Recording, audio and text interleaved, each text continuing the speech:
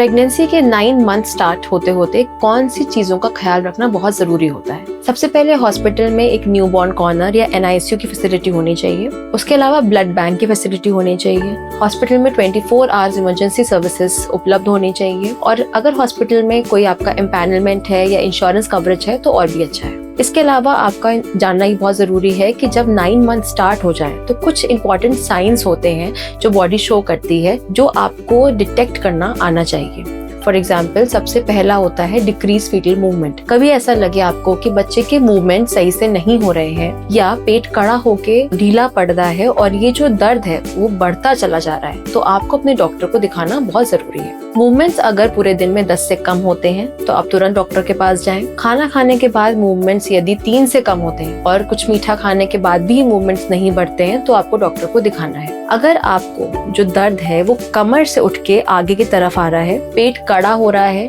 और सॉफ्ट हो जा रहा है, ये पेन की इंटेंसिटी धीरे धीरे बढ़ जाएगी। यानी 1 घंटे में सपोज ये पेन बढ़ रहा है, 2-2 घंटे पे बढ़ रहा है और आगे चल के 15-15 मिनट पे ये पेन अगर बढ़ता जा रहा है तो ये लेबर पेन की निशानी है। इस तरह का लेबर पेन, जो ट्रू लेबर पेन है, वो किसी पेन किलर से, पैरासिटामोल से, एनाफोटोन की टैबलेट से कम नहीं होता है। नेक्स्ट इम्पोर्टेंट है कि आपके नीचे से पानी का लीकेज या लाइकर फ्लूइड का लीकेज स्टार्ट हो जाए।